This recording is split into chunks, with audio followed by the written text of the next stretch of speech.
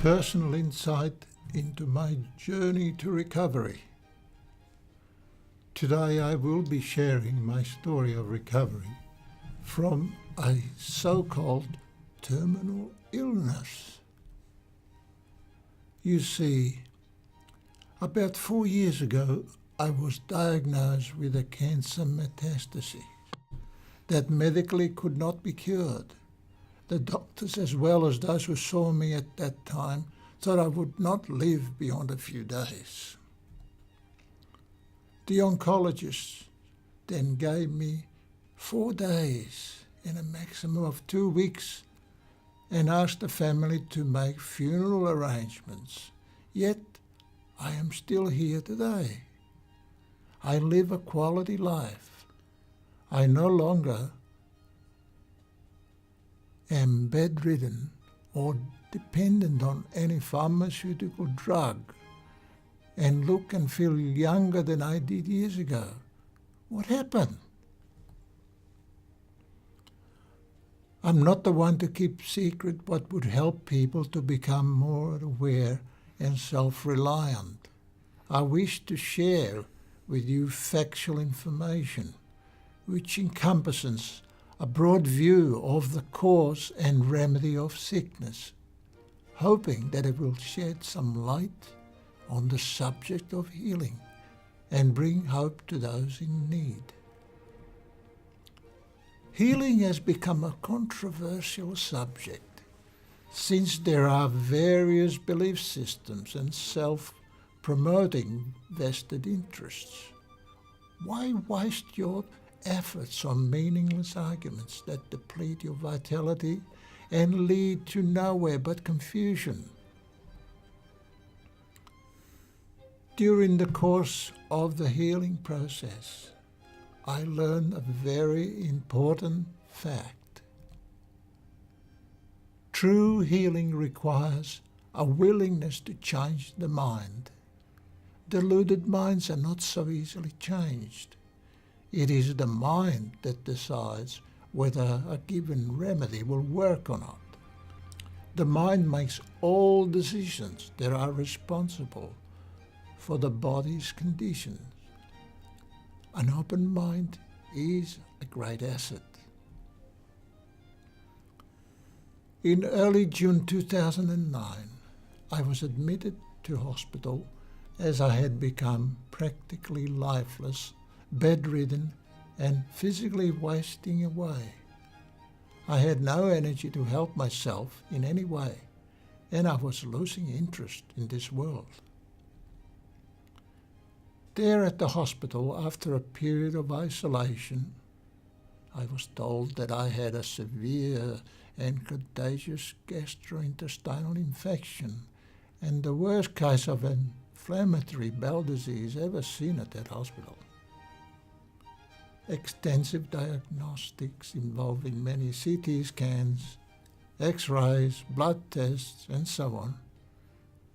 I was informed that I had bowel cancer that had metastasized to the small intestines, liver, and lungs. In the current medical belief system, such a prognosis would be like a death sentence. I understood that under these circumstances, giving way to fear would be counterproductive. Cancer does not need to be seen as a death sentence. The seemingly hopeless condition can be undone as you allow healing to replace sickness, I thought. Eventually, a major surgical procedure was undertaken, but nothing could be done. There were many adhesions and abnormal growths, and the tumours could not be removed, and so they sewed me up again and recommended aggressive medical treatment to shrink the tumours and growths as soon as I gained some strength. The treatment was stopped earlier than planned because I developed severe bowel obstructions and kidney failure. I was subsequently readmitted to hospital for another major surgical procedure. To cut a long story short, I was eventually sent home and offered palliative care, which I never accepted. I was never expected to live very long. My weight had decreased from about 80 kilos to a skeletal 55, and the cancer was spreading. I experienced constant pain, and my energy level was extremely low. My interest in the illusory yet seductive glamour of the world waned, as I thought with ironical amusement that the masquerade is over. Was the hallucinating hero of the dream ready to escape from a world of limitation, suffering and contradiction? Then I saw that immense, awesome light. I was within the light, and the light was in me. Is this what they call a near-death experience?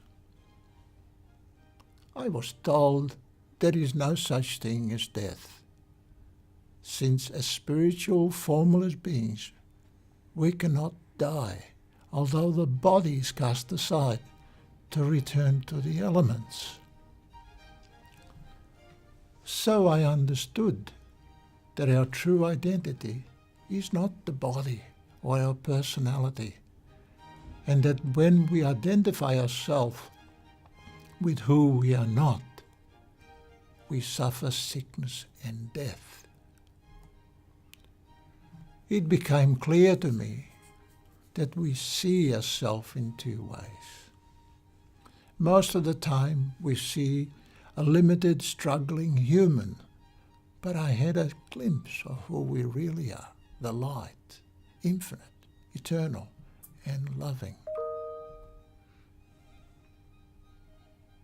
I started reading A Course in Miracles, which I feel was the turning point. I had nothing to lose after the hospital oncologist did not see hope of recovery, but instead had predicted an early death. I read the text and did the daily exercises, which say that sickness and death are illusions, that we are eternal spirit and not the body or personality, and that the world we see is a mental construct, that everything which appears to happen to the body and the world is a projection from within the unconscious split mind.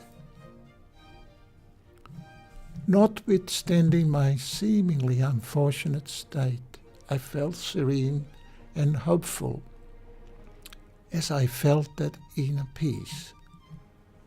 I wasn't ready to lay the body aside just yet anyway. I thought it would be good to share these ideas and my experience with others. It was not graduation day as yet.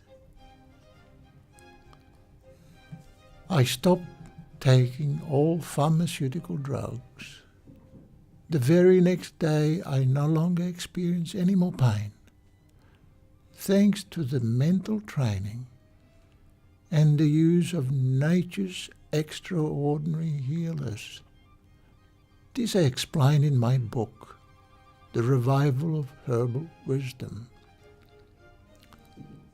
Eventually my complexion and energy improved, my body weight normalized, and each day I felt better and better, despite a colostomy bag and shadows on the liver. I began to feel better in all respects. I felt peaceful and no longer afraid of sickness and death.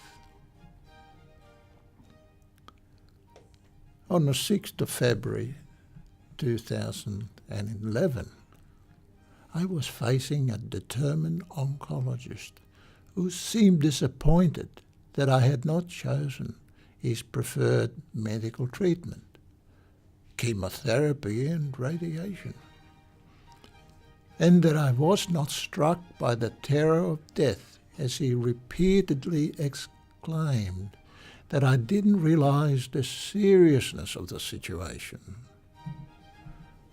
I guess that was his way of helping me to understand. I did not give in to fear, nor did I accept the doctor's projection as real.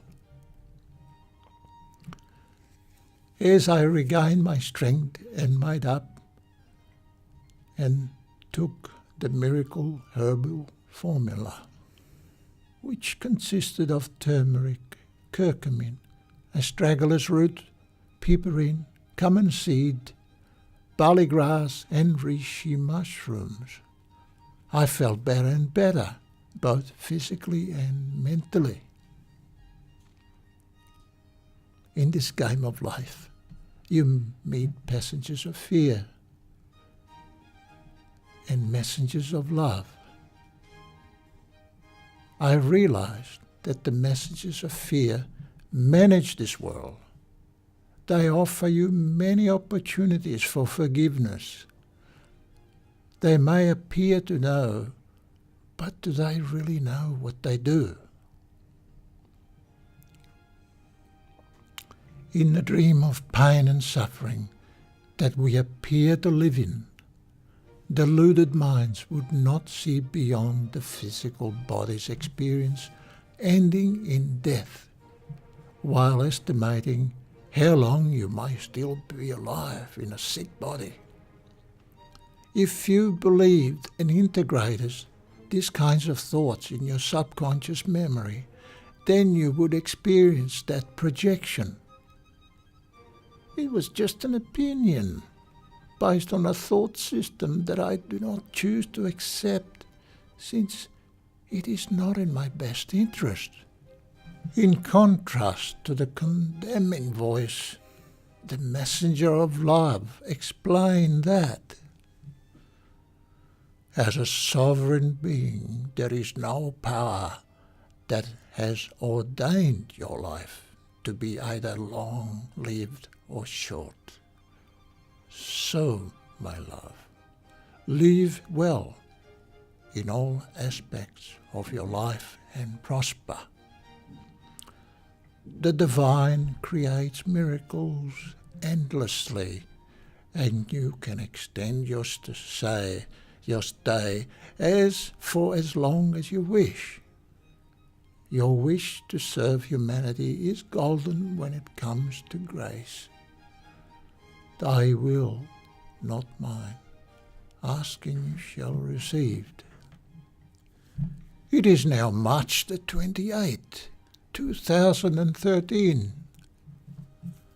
I see a troubled world. But is this reality? How do my thoughts and beliefs influence what I see? I am advised that the world we see is nothing more than a mental construct, offering lessons that lead to greater awareness and correct perception. I am still learning the meaning of non-judgment and true forgiveness and letting go of fear, the key to inner peace, freedom and happiness. Am I completely healed? I know that there is still work to do and much to be shared. Let the process of healing continue until it's done. Until the mind is cleared and unified, all erroneous delusional thinking and mistaken beliefs corrected. I accept that true healing involves restoring the mind's integrity. I am willing to allow the undoing of the unconscious guilt and realize that every challenge is an opportunity for progress. Healing of the mind might then be reflected in the body and open the way to greater awareness. The voice of wisdom advises that I cannot suffer, and I cannot die, and I cannot be in poverty, because the Creator has given us everything, and all we have to do is accept it. It is all there for me, even though I may not fully understand it or see it yet. To bring nightmares into awareness and realize their unreality is to undo the cause of suffering. Know that truth and illusions cannot be reconciled. Remember love and forget all else. Forget the past, its disappointments and regrets. Let go of any resentment and guilt. Be willing to let them all go and stop the self-sabotaging belief that it is all too hard to do so. From A Course in Miracles. Healing is accomplished the instant the sufferer no longer sees any value in pain. One needs to but say, there is no gain at all for me in this. Healing must occur in exact proportion to which the valuelessness of sickness is recognized. As we awaken from the dream of pain and suffering, the need for remedies will cease. In the meantime, however, the body can derive much benefit from natural remedies, such as organic or wild fruit, vegetables and herbs, and proper hydration combined with a lifestyle where work and leisure are balanced. I can say from personal experience that these are superior to any supplement. I do not think that taking synthetic vitamins is a good idea either. It is better not to interact with those who project doom and gloom and want you to share in their dream of suffering, sickness and death. Listen to those who show love and a spiritual understanding and do not project fear. Listen to the messengers of hope and healing within your mind. Listen to those who express this voice of healing and love, and do not be afraid, because fear and stress will cause your system to shut down and produce sickness. I do not claim to have any special gifts. I am the same as you. Hence, you can do the same, but you have to face your illusions and decide